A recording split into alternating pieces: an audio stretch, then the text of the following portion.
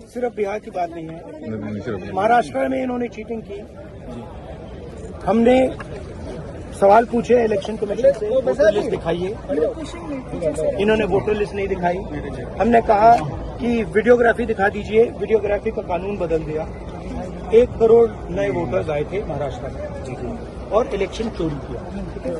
कर्नाटक में हमने रिसर्च की है थोड़ी, कर्नाटक में हमने भयंकर चोरी पकड़ी है। मैं ब्लैक एंड व्हाइट में आपको दिखाऊंगा, इलेक्शन कमीशन को दिखाऊंगा, ठीक है, ब्लैक एंड व्हाइट में कि कैसे चोरी की जाती है, कहाँ की जाती है। लिविंग गॉड है वो, लिविंग गॉड। मैं दूर हूँ लेकिन उनके जैसे कोई नहीं है। उनका सेवा करेंगे तो धन्य हो जाएंगे। ये सब क्या देखना पड़ रहा है? अच्छा है मैं अंधा हूं। नमस्कार दोस्तों, आप लोग देख रहे हैं कि किस प्रकार से जो चुनाव आयोग जो बीजेपी का गुलाम है, किस तरीके से बिहार में जगह जगह धांधलेबाजी कर रहा है। वोटर लिस्ट में नाम काटने की तैयारी कर रहा है कि ताकि वोट कम किया जा सके। इनको पता है, बीजेपी वालों को पता है कि हम जीतने वाले तो है नहीं, लेकिन इसी प्रकार से अगर हम धांधलेबाजी चुनाव आयोग से मिलकर करवाएंगे, कहीं वोट काटेंगे तो कहीं वोट बढ़ा देंगे, अपने हिसाब से काम करेंगे तो हम जीत सकते हैं। और याद रखिए, अगर बीजेपी फिर से सत्ता में आई तो फिर तबाही होने वाला है, क्योंकि जहां जहां इनकी सरकार है आप वहां देख रहे हैं कि किस प्रकार से तबाही मची हुई है। कहीं दंगे हो रहे हैं, कहीं कुछ हो रहा है, तो कहीं विद्यालय बंद हो रहे हैं। बताइए, गोरखपुर में जो पीएससी ट्रेनिंग कैंपस है, वहाँ ट्रेनिंग दे रही महिलाएं, उन पर क्या अत्याचार हो रहा है। उनका आरोप है कि ना पीने को पानी है, ना बिजली है, ना कोई व्यवस्था है सही से। तो इस प्रकार से जहाँ जहाँ उनकी सरकार है, आप देख रहे हैं कि किस प्रकार से ये लोग कर रहे हैं। आप देख सकते हैं कि किस प्रकार से वोट जो बढ़ाने वाला या काटने वाला चुनाव आयोग करता है बीजेपी के साथ मिलकर के। अभी आपने महाराष्ट्र में देखा कि किस प्रकार से वहाँ वोट बढ़ाया गया। कर्नाटक में किस प्रकार से धांधलेबाजी का आरोप है। राहुल गांधी जी कह रहे हैं कि जो चुनाव आयोग के अधिकारी इस तरीके से कर रहे हैं, उन्हें क्या लगता है कि वो बच जाएंगे, एक एक का हिसाब लिया जाएगा। उन्होंने नॉनसेंस बताया। उन्होंने कहा कि ये जो फ्रॉड कर रहे हैं ये ठीक नहीं है, एक एक का खबर लिया जाएगा। अगर उनके अधिकारी को लगता है कि वो बच जाएंगे तो बचेंगे नहीं, किसी को छोड़ने वाले नहीं है। बिहार की बात नहीं है, महाराष्ट्र में इन्होंने चीटिंग की। हमने सवाल पूछे इलेक्शन कमीशन से, वोटर लिस्ट दिखाइए, इन्होंने वोटर लिस्ट नहीं दिखाई। हमने कहा कि वीडियोग्राफी दिखा दीजिए, वीडियोग्राफी का कानून बदल दिया।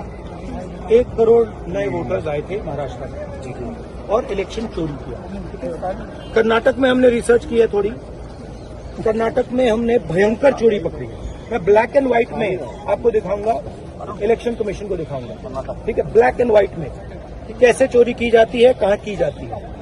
कर्नाटक में ब्लैक एंड व्हाइट में है हमारे हाथ में, ठीक है, ब्लैक एंड व्हाइट, ठीक है। और यही काम इनको पता लग गया है, इनका जो गेम हम समझ गए हैं। ये लोकसभा चुनाव की बात है, ये लोकसभा चुनाव की बात है।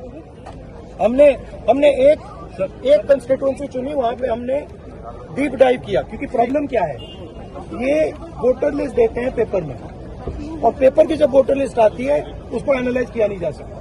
तो एक कंस्टिट्यूएंसी ने हमने पूरी की पूरी वोटर लिस्ट ली, उसको डिजिटल फॉर्मेट किया। 6 महीने लगे हमने, मगर हमने सारा का सारा मतलब इनका सिस्टम निकाल दिया। ये कैसे करते हैं, कौन वोट करता है, कहां से वोट होता है, कैसे नए वोटर बनते हैं, पूरा का पूरा हमें मालूम है। नहीं, अब इनको समझ आ गई बात, ठीक है। और अब इन्होंने क्या किया है कि अब हम बिहार का पूरा सिस्टम नए तरीके से करेंगे, वोटर डिलीट करेंगे और नए तरीके से वोटर लिस्ट लाएंगे। हिंदुस्तान में इलेक्शन चोरी किए जा रहे हैं, ये रियलिटी है हिंदुस्तान।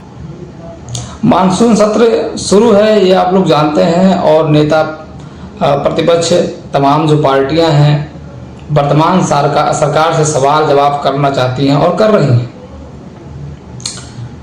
जवाब में क्या मिलता है उनको? चुप रहना है, कोई कुछ नहीं बोलेगा। कोई अगर सवाल करता है, उनसे कोई पूछता है, जैसे कि पहलगाम में जो पहलगाम अटैक हुआ था, ऑपरेशन सिंदूर चला, आतंकवादियों के मरने की दावा की गई, ये सब नेता प्रतिपक्ष और तमाम नेतागण जनता पूछना चाहती है। जनता को जानने का अधिकार है, लेकिन जो सरकार है वो चुप रहती है। मोदी जी जवाब देने को तैयार नहीं। जब कोई से सवाल करता है, पूछता है, तो उनका एक ही काम है जो करते आए हैं और वो उसमें माहिर है, भागो, विदेश भागो।